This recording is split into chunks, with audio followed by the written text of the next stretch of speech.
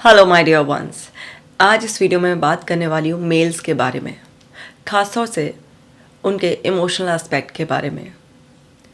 हमारी सोसाइटी में आज भी मेल चाइल्ड को जिस तरीके से बड़ा किया जाता है, उसको कुछ इस तरीके से बिलीफ दिए जाते हैं कि लड़के थोड़े ना रोते हैं, मर्द को दर्द नहीं होता, लड़के तो बहुत टफ होते हैं, स्ट्रांग होते हैं, रोना तो लड़कियों का काम है।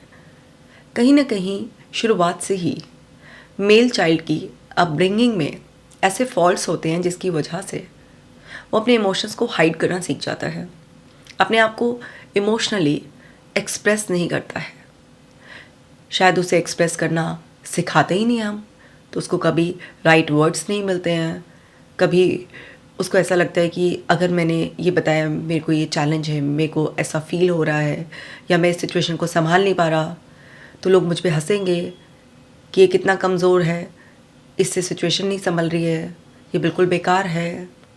तरह तरह के फियर्स, रिस्पेक्ट खो जाने का, है ना, स्टेटस खो जाने का, लोग मुझे जज करेंगे, कमज़ोर समझेंगे, बहुत सारे ऐसे फियर्स उसको घेर लेते हैं। और उसकी सबकॉन्शियस प्रोग्रामिंग उसको रोकती है कि वो अपने दिल को किसी के सामने खोल कर ना रखे। छोटे मोटे कभी हिंट उसके बिहेवियर से मिलते भी हैं, कभी भी वो कुछ कहने की कोशिश करता भी है, लेकिन उसका माइंड हर समय उसको अलर्ट करता रहता है कि नहीं, अपनी बात को ज़्यादा शेयर नहीं करना है, या लोग तुम्हें जज कर रहे हैं। वो कभी इतना खुल ही नहीं पाता। कुछ बिहेवियर से भी अगर उसके दिख रहा होता है और दूसरे लोग उसको पकड़ भी रहे होते हैं कि कुछ तो प्रॉब्लम चल रही है, तो वहाँ पर वो डिनायल में चला जाता है, अनहेल्दी कोपिंग मैकेनिज्म में चला जाता है। कभी अल्कोहल का तो कभी स्मोकिंग का सहारा लेने लग जाता है, कभी बहुत वर्कोहॉलिक बन जाता है, कभी अपने आप को आइसोलेट कर लेता है, कभी ऐसे ही एक फेक स्माइल के साथ बस सोसाइटी के बीच में रहता है, बर्डन सहता रहता है, बट खुलकर अपनी फीलिंग्स को एक्सप्रेस नहीं करता। तो आज डीपली इसी बात को हम समझेंगे, ताकि इस वीडियो को देखने के बाद, सुनने के बाद मेल्स को वो स्ट्रेंथ मिले कि वो ये सारी बाउंड्रीज ब्रेक कर कर ये फिजूल की प्रोग्रामिंग से कंट्रोल होने की बजाय अपने आप को चेंज करें, और मेल्स भी खुलकर इमोशनली अपने आप को एक्सप्रेस करें, ताकि वो भी हेल्दी रहे, किसी भी तरीके की उनके जीवन में मिस हैपनिंग होने से बचे। तो चलिए समझते हैं। एक्चुअली लड़कियों को हमेशा से इस तरीके से लेबल किया जाता है कि लड़कियां ना बहुत एक्सप्रेसिव होती हैं, बहुत ज़्यादा बोलती हैं और अपनी हर फीलिंग्स को एक्सप्रेस कर देती हैं, इजीली रो देती हैं। जो भी बात होती है, लड़कियों में जलन भी बहुत होती है, लड़कियां चुगली भी बहुत ज़्यादा करती हैं, लड़कियां तो बस पेट में कुछ बात रख ही नहीं सकती, सब बाहर निकाल देती हैं। ये सब कुछ ना लड़कियों की इस तरीके से कहीं ना कहीं डायरेक्ट और इनडायरेक्ट कंडीशनिंग हो जाती है, जो कि एक तरीके से पॉजिटिव भी है। लड़कियां इस बिलीव के साथ बड़ी होती हैं कि हम तो एक्सप्रेसिव हैं, या लड़कियों का बोलना, अपनी फीलिंग्स को एक्सप्रेस करना तो नॉर्मल है, तो ये उनके लिए बेनिफिशियल भी हो जाता है। पर वहीं पर लड़कों को इस तरीके से बड़ा किया जाता है, डायरेक्टली और इनडायरेक्टली। ज़रूरी नहीं कि सारे पेरेंट्स ये बैठ कर फीड करें, बट एक्चुअली एक कोर मैसेज यही मिलता है कि लड़कों की तो टॉलरेंस पावर बहुत ज़्यादा होती है, वो तो बहुत स्ट्रांग होते हैं, टफ गाई बनना है तुम्हें, बेटा क्या लड़कियों की तरह रो रहा है, ये छोटी छोटी बात पर तुम ऐसा कर रहे हो, लड़की हो क्या। इस तरीके के डायरेक्ट इनडायरेक्ट डायलॉग्स उसके सबकॉन्शियस माइंड में फीड होते रहते हैं। कभी बचपन में उसने अपनी फीलिंग्स को एक्सप्रेस करने की कोशिश भी की होती है, तब भी उसको इसी तरीके से क्या लड़कियों की तरह रो रहा है, क्या लगा रखा है ये। यही सब चीज़ों को वो सुनकर जब बड़ा होता है, तो उसका इमोशनल एक्सप्रेशन वहीं पर चाइल्डहुड में ही ब्लॉक हो जाता है। क्योंकि जैसे ही कोई भी बच्चा इस तरीके से सुनेगा कि उसको लड़की से कंपैरिजन किया जा रहा है और उसको वीक माना जा रहा है, क्योंकि इमोशनली अपने आप को एक्सप्रेस करना, अपनी बात कह देना, पहले के लोग इमोशनल वीकनेस मानते थे कि इसमें सहन शक्ति कम है, इसे खुद नहीं संभल रहा है, तो लड़कियों को बहुत ही ज़्यादा इस तरीके से कमज़ोर माना जाता था और इस तरीके से उनको कहा जाता था। लेकिन वहीं पर मेल चाइल्ड को इस तरीके से बड़ा किया जाता था कि बचपन से ही उसको एक टफ बना दिया जाए इंसान, और वो बड़ा होकर छोटी छोटी बात पर विचलित होने की बजाय वो सब चीज़ों को अच्छी तरीके से सहे, संभाले और अपनी हिम्मत बनाए रखे। अगर बहुत पहले देखा जाए तो उस समय में ऐसा चल जाता था, क्योंकि फीमेल्स इतनी इंडिपेंडेंट नहीं होती थी। सब कुछ जो था फैमिली की रिस्पॉन्सिबिलिटी वो मेनली मेल्स पर ही होती थी, और ऐसा लगता था कि अगर मेल्स को इस तरीके से टफ बना देंगे तो शायद मेल्स लाइफ की जो एडवर्सिटी आएंगी, जो भी चैलेंजेस आएंगे, उसको अच्छी तरीके से संभाल पाएंगे। ये तब भी पूरी तरीके से सही नहीं था और अब तो बिल्कुल ही गलत है।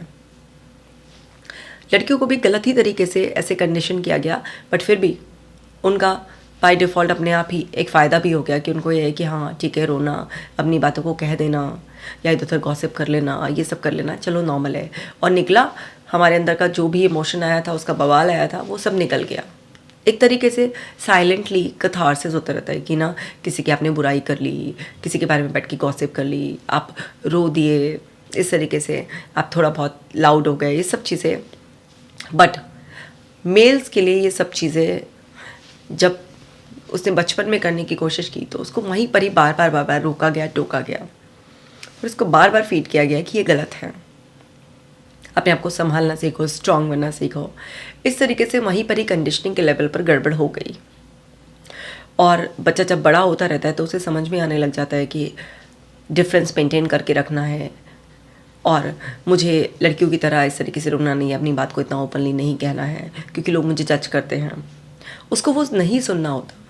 जब बच्चा छोटा होता है तो उसको ना, वो बिल्कुल नेचुरल होता है, उसको जेंडर की इतनी समझ नहीं होती है कि इस जेंडर के लोगों को ये करना अलाउड है और इस जेंडर के लोगों को ये करना अलाउड नहीं है। ये सब हम ही फीड करते हैं। तो यहाँ पर बात जेंडर की नहीं होती, जब इमोशंस की बात होती है, अपने आप को एक्सप्रेस करने की बात होती है। ये कोई भी जेंडर के पर्सन को इमोशंस फील हो सकते हैं, चाहे मेल हो या फीमेल हो, दोनों को ही प्यार की भी ज़रूरत है। अगर कोई भी बात ऐसी होती है जो बहुत अनएक्सपेक्टेड होती है, या कोई बुरे शब्द कह देता है, या कोई भी आपको कंट्रोल करने की कोशिश कर रहा है, तो दोनों ही हर्ट होते हैं। ऐसा नहीं है कि केवल फीमेल्स ही हर्ट होती हैं, मेल्स भी हर्ट होते हैं। ऐसा नहीं है कि मेल ही डोमिनेट करते हैं, फीमेल्स नहीं करती हैं, फीमेल्स भी करती हैं।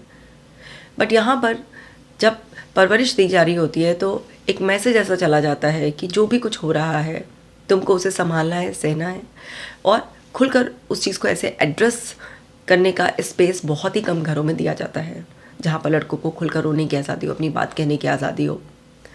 बहुत कम स्पेस होता है। अब अवेयरनेस बढ़ती जा रही है तो अब ये फैमिलीज़ में होने लगा है कि लड़कों को भी बताते हैं कि रोना नॉर्मल है, अपनी बात को शेयर करो, छुपा के मत रखो। इनिशियल लेवल पर शेयर करोगे तो किससे बात करोगे, तो बात में से बात निकलेगी, कुछ तुम्हारा मन भी खाली हो जाएगा और फिर कोई ना कोई सोल्यूशन पर भी बात होगी, सब ठीक हो जाएगा, दबाओ मत। लेकिन आज भी मेजर पोर्शन ऐसा ही है, और जो मेल्स अभी अपने 30 to 40 की एज में, 50 में हैं, 60 में, उनको तो पता ही नहीं है, और जो उससे भी ऊपर एज के हैं को पता ही नहीं कि इमोशनल एक्सप्रेशन नाम की क्या चीज़ें जो कि मेल्स भी इजीली कर सकते हैं, और वो बहुत ज़रूरी होता है, हम सब के लिए बहुत ज़रूरी होता है। क्योंकि लाइफ इतनी अनप्रेडिक्टेबल है, लाइफ में हर समय कुछ ना कुछ चैलेंज ऐड हो रहा है। इतने सारे लोगों के बीच में हम रहते हैं, फैमिली में, सोसाइटी में, कुछ ना कुछ ऐसा होता ही रहता है जिससे कि हमारे इमोशंस ऊपर नीचे होते रहते हैं। और इमोशन का एक्सप्रेशन करना, इमोशन को वैलिडेट करना, उनको एक्सप्रेस करके अपने आप को लाइट फील करना, ये सबके लिए इम्पॉर्टेंट होता है। और ऐसा कुछ नहीं होता कि मर्द को दर्द नहीं होता, मर्द को भी पूरा दर्द होता है, मर्द की भी भावनाएं होती हैं। ऐसा बिल्कुल भी नहीं होता कि लड़के रो नहीं सकते, लड़के रो सकते हैं। ऐसा नहीं है कि लड़कों को सब चीज़ें छुपा कर रखनी है और उन्हीं को सब संभालना है, वो हेल्प नहीं मांग सकते। ऐसा नहीं होता, लड़कों को भी मदद की ज़रूरत पड़ती है और वो भी अपनी बात खुलकर कहने का हक रखते हैं। ऐसा नहीं है कि केवल औरतों पर जास्ती होती है, आदमियों पर भी बहुत जास्ती होती है। औरतें भी एक से एक ज़्यादा बदतमीजी की हद पार कर देती हैं।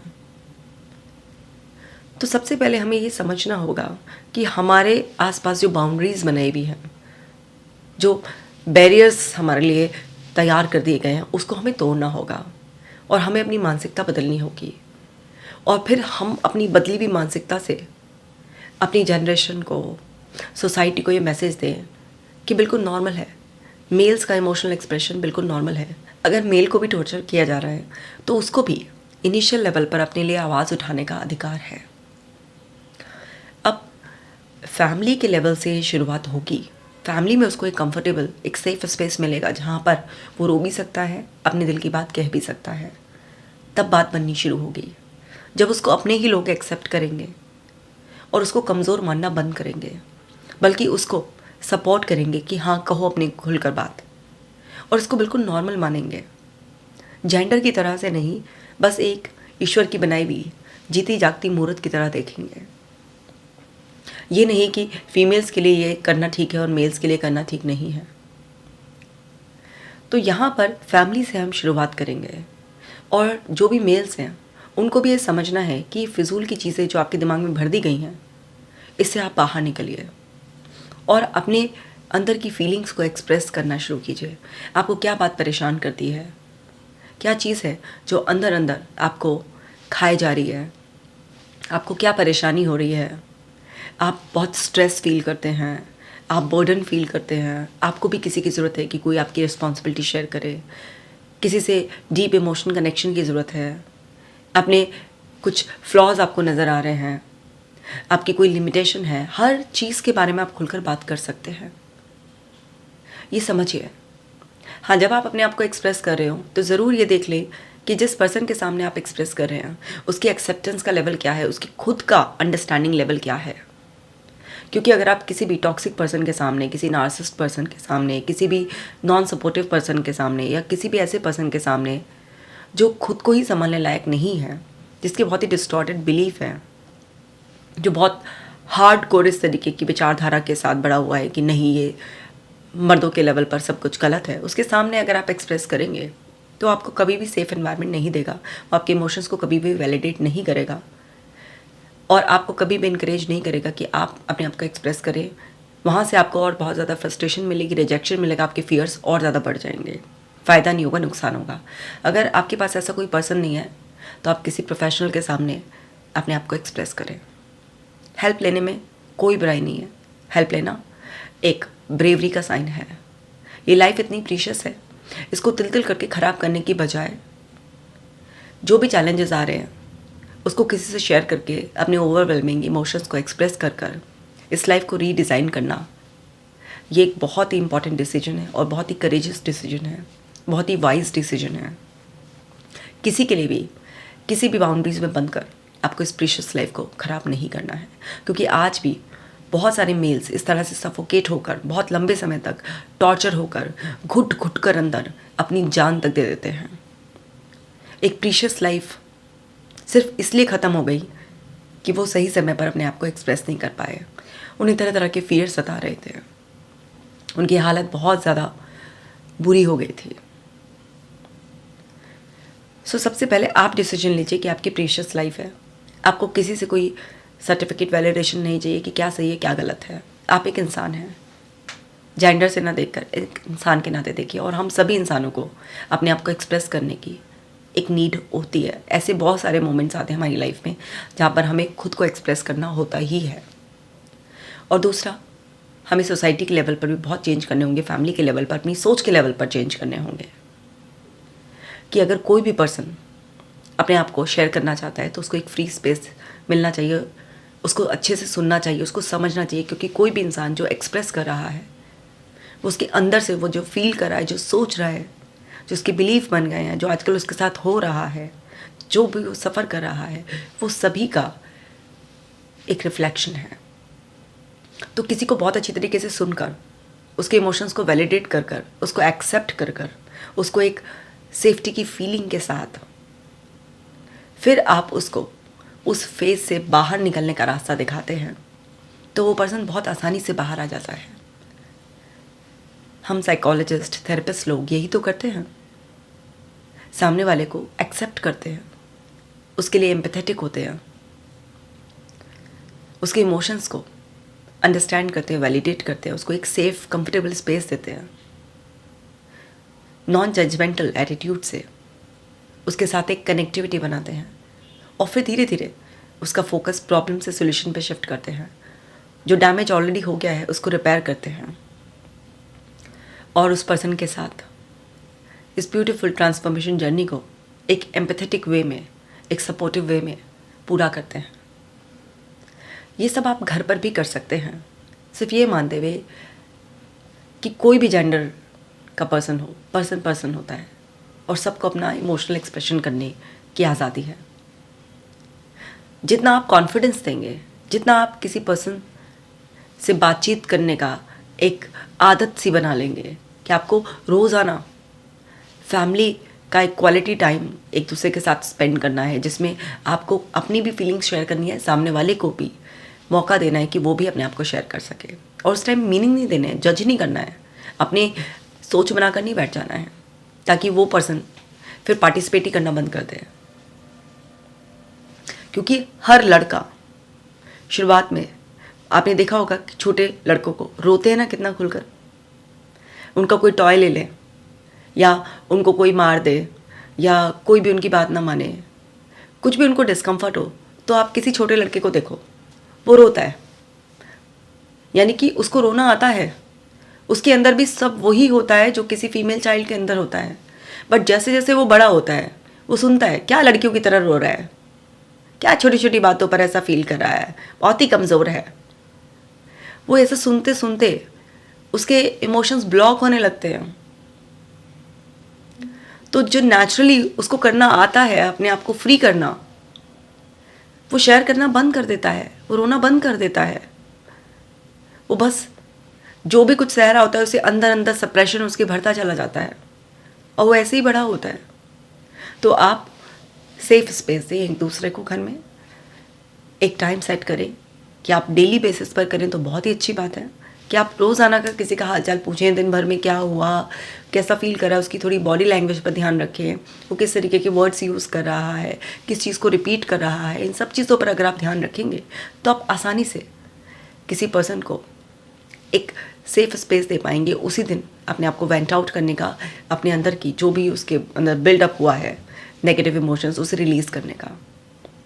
कोई बोलते बोलते अगर उसकी आंखें भी भीग जाएं, होने दीजिए, नेचुरल है, नॉर्मल है। और इस तरीके से अगर आप एक रूटीन डेवलप करते हैं, सपोज़ कीजिए आप रोज़ भी नहीं बना सकते तो हफ्ते में 3 से 4 बार आप ऐसा करें, किसी के भी अंदर सप्रेशन नहीं होगा। ये जो मेल्स होते हैं ना, बहुत ख़ास होते हैं।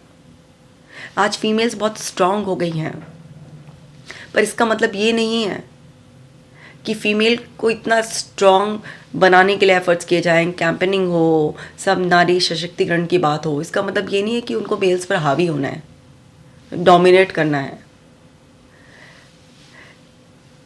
औरत हो या आदमी हो, दोनों ही जेंडर अपने आप में खास है, ईश्वर की बनाई हुई रचना है, दोनों ही शक्तिशाली हैं।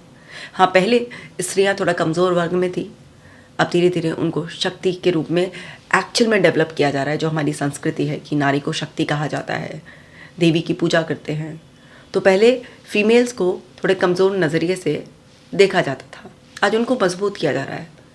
लेकिन ये आदमियों को क्यों इतना फेक मजबूती से जोड़ा जा रहा है अभी भी?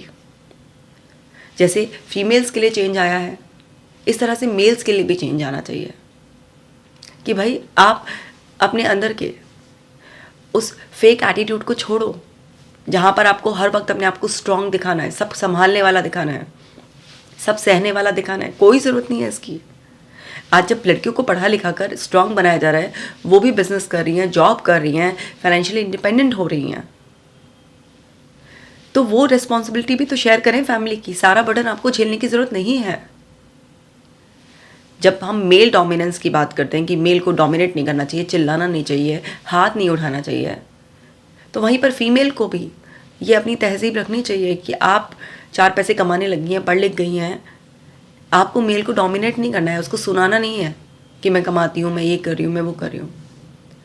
आपको मेल की, आप खुद भी कमा रही हैं, पढ़ी लिखी हैं, लेकिन उसके बावजूद भी आपको मेल की रिस्पेक्ट तो करनी ही है। आपका कोई आपस में कंपटीशन नहीं है, आप एक दूसरे के साथी हो, ना कि विरोधी हो। तो जब हम मेल्स को भी ये बताएंगे बिल्कुल नॉर्मल है अपने इमोशंस को एक्सप्रेस करना, अपने मन की बातों को कहना, शेयर करना, हेल्प मांगना, रोना, अपने अंदर की जो भी घुटन है उसको बाहर निकालना नॉर्मल है भाई आपके लिए।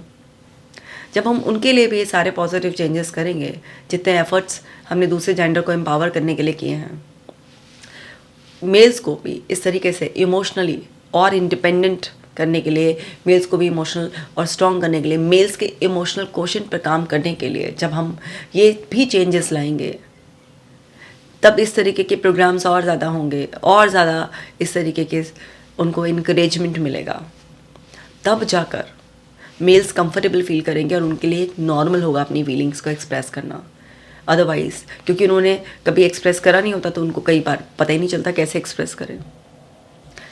इसलिए अकेले में कभी रो लेंगे, अकेले में परेशान हो लेंगे, सोचते रहेंगे, नींद नहीं आएगी, ओवर थिंकिंग के शिकार हो जाएंगे, फेक स्माइल के साथ करते रहेंगे, बटन लेते रहेंगे, सहते रहेंगे, अपनी चीज़ों में कटौती करते रहेंगे, बट कितना परेशान है अंदर अंदर नहीं कहेंगे, क्योंकि उनको कोई कमज़ोर मान लेगा, उनको चार नाम रख देगा, उनकी इज्जत चली जाएगी, अरे क्या आदमी है ये।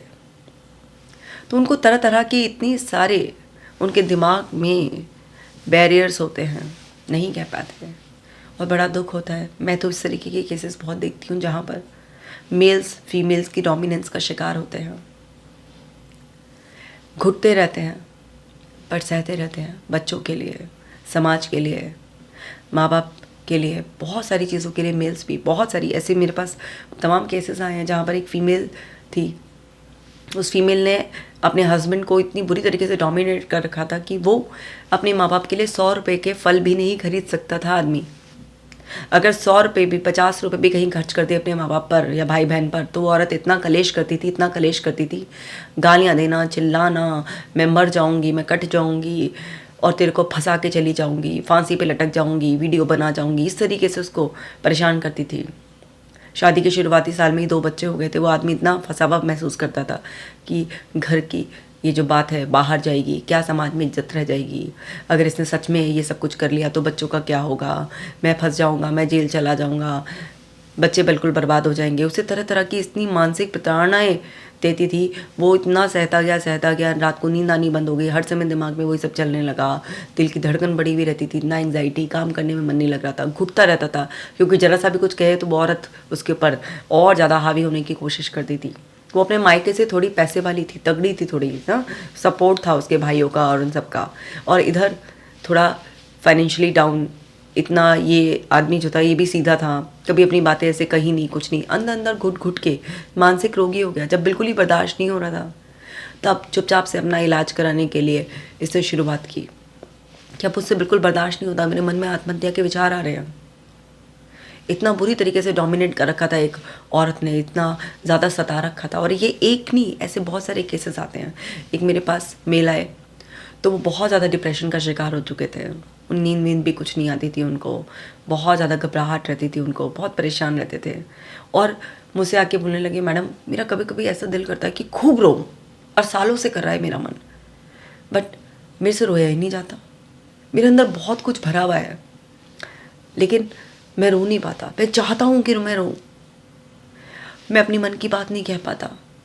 अब सब नीरसता लगने लगी है मुझे जीवन में, मैं कर रहा हूँ, मशीन की तरह चल रहा हूँ, लेकिन मुझे समझ में नहीं आ रहा कि मैं क्यों जी रहा हूँ।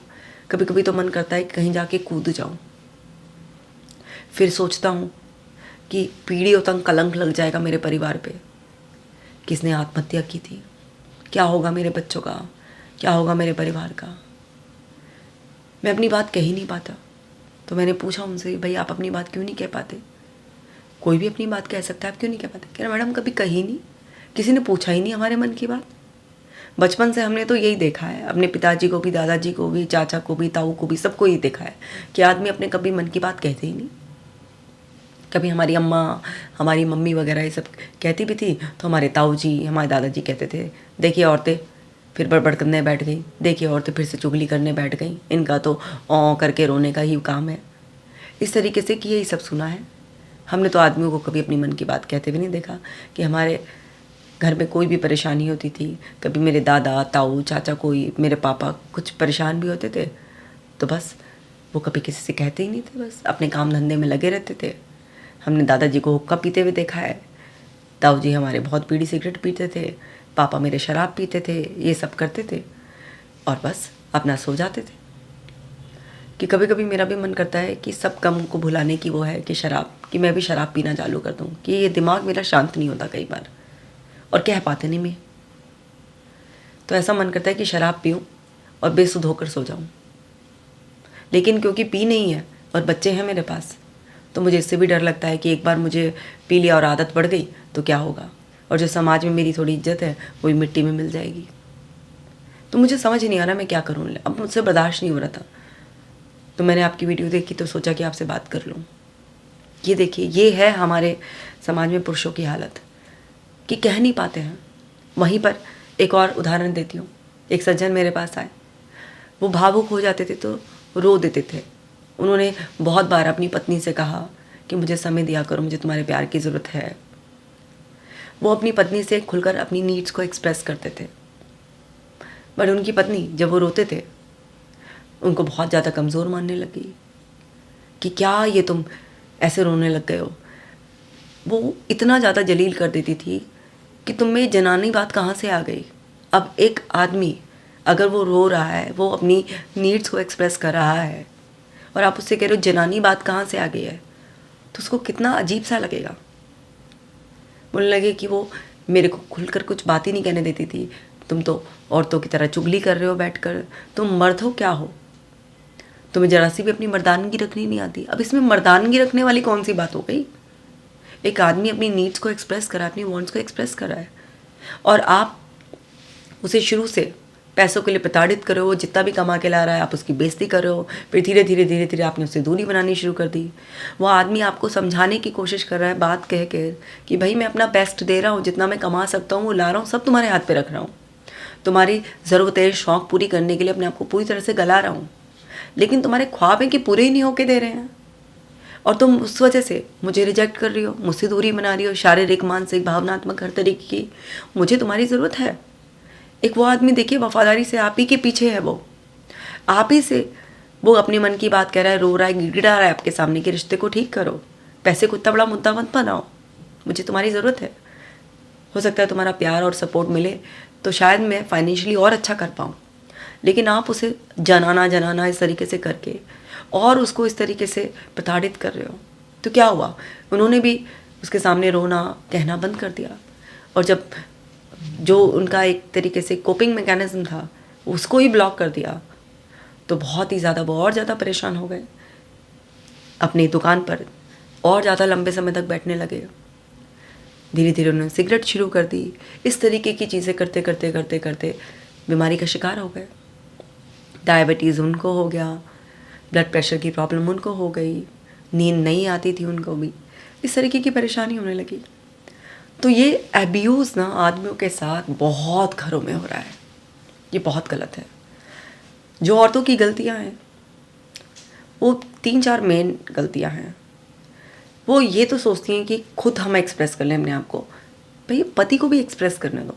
पहली बात, ये आदत सुधारनी चाहिए औरतों को, क्योंकि मेनली क्या होता है कि औरत ही सबसे ज़्यादा साथ देती है। अब वो औरत कोई भी हो सकती है, चाहे आपकी बहन भी हो सकती है, बीवी भी हो सकती है, आपकी माँ भी हो सकती है। और जो आदमी है घर में, वो भी कि अगर कोई शुरुआत करे अपने आप को एक्सप्रेस करने की, तो उसको शाबाशी दें, उसको मोटिवेट करें, और अपने अंदर आप भी चेंज लेकर आएँ। दूसरा, आदमियों को कभी भी उनकी कमाई के लिए, उनके लुक्स के लिए इतना कंपैरिजन करने की कोई ज़रूरत नहीं होती है कि देखो फलाना तो इतना कमाता है, वो इतना अच्छा है। ये सब कंपैरिजन नहीं, ये सब आदमियों को बहुत ज़्यादा बुरा लगता है। उनको हीन होने का एहसास कराता है ये। उनसे इतनी ज़्यादा एक्सपेक्टेशंस रखने की ज़रूरत नहीं है। अगर आपको और ज़्यादा कुछ अच्छा करना है, सुख सुविधाएं चाहिए, ऐश आराम चाहिए, तो आप भी अपने हिस्से की बराबर मेहनत कीजिए ना। आपको जब सब में बराबरी का हक चाहिए तो आप भी बराबरी का कंट्रीब्यूशन करिए ना। जिस तरीके से आप रो सकती हैं, जिस तरीके से आप अपनी बात कह सकती हैं, आपकी ज़रूरतें पूरी होनी चाहिए, इस तरह से उस आदमी की भी होनी चाहिए। साथ दें, एक दूसरे के साथ इस तरीके से चले कि जीवन के सफ़र में मज़ा आए। और मेल्स, आपको भी अपने अंदर इस चेंज को खुद ही लाना पड़ेगा, क्योंकि जब आप खुद से एक फ़ैसला लेंगे कि मुझे अब एक्सप्रेसिव होना है, मुझे इस बात की परवाह नहीं करनी है कि कोई मेरे बारे में क्या सोचेगा, मुझे अपने आप को फ्री रखना है। क्योंकि अगर मैंने इमोशनल सप्रेशन किया तो उस लैक ऑफ एक्सप्रेशन की वजह से जो डिप्रेशन मेरे सामने आएगा, जो मुझे फेस करना पड़ेगा, वो बहुत ही ज़्यादा मेरे को तकलीफ़ देने वाला होगा। तो सही तरीके से आप भी अपनी फीलिंग्स को एक्सप्रेस करें। फीमेल्स को कभी भी अगर वो बहुत अर्निंग हैंड हो जाती है, कुछ भी है, आपको इस घमंड में नहीं आना चाहिए कि आपको अब मेल को किसी तरीके से नीचा दिखाना है, क्योंकि बहुत सारे फैमिली में मेल्स इसलिए भी दब जाते हैं क्योंकि फीमेल बराबरी का या उनसे ज़्यादा अर्न कर रही होती है, तो वो अपने अंदर की फीलिंग्स को फिर दबाने लग जाते हैं, नहीं कहते हैं। तो आप अगर मेल को कमाने में, कंट्रीब्यूशन में टक्कर भी दे रही हैं, पर इसका मतलब ये नहीं कि आपको उनको कम आंकना है। आपको समझना है कि पर्सन की रिस्पेक्ट उसी जगह मेंटेन रहनी चाहिए। कुछ छोटी छोटी सी बेसिक बातों का ही अगर आप ध्यान रखेंगे तो मेल्स को भी एक सेफ एनवायरनमेंट मिलेगा, उनको भी इंकरेजमेंट मिलेगा अपनी बात को एक्सप्रेस करने का। और अगर आपके घर में कोई भी मेल चाइल्ड है तो उसकी इस तरीके की कंडीशनिंग करें कि अपनी फीलिंग्स को एक्सप्रेस करना बिल्कुल नॉर्मल है। वो भी रो सकता है, वो भी अपने मन की बातें कर सकता है, वो भी शिकायत कर सकता है, वो भी अपनी प्रॉब्लम शेयर कर सकता है, सब कुछ कर सकता है। इस तरीके से उसे बड़ा करें ताकि वो बड़ा होकर एक एक्सप्रेसिव मेल बने। उसके इमोशंस को हैंडल करने की ट्रेनिंग दें उसे, कि केवल इमोशंस को एक्सप्रेस ही नहीं करना है। आप एक्सप्रेस कर दिया, आप लाइट हो गए, तो किस तरीके से आप अपने इमोशंस को हैंडल कर सकते हो। इमोशंस को वैलिडेट करो कि हाँ मुझे गुस्सा आ रहा है, हाँ मुझे दुख हो रहा है, हाँ मुझे इनसिक्योरिटी हो रही है, पर अब मैं अपनी इनसिक्योरिटी को सिक्योरिटी में बदलने के लिए क्या करूँ, किससे बात करूँ, किसकी हेल्प लूँ, क्या पॉजिटिव चेंजेस मुझे करने हैं। इसी तरीके से अब मुझे काम होने के लिए क्या करना है और मेरे गुस्से के ट्रिगर्स को मैं कैसे ख़त्म करूँ, उसे सब चीज़ें सिखानी होंगी। जब इस तरीके से फ्रीडम ऑफ एक्सप्रेशन एंड कैसे इमोशंस को कन्वर्ट करते हैं from negative to positive and root level से, ये सब ट्रेनिंग अपने हमें मेल चाइल्ड को देनी होगी।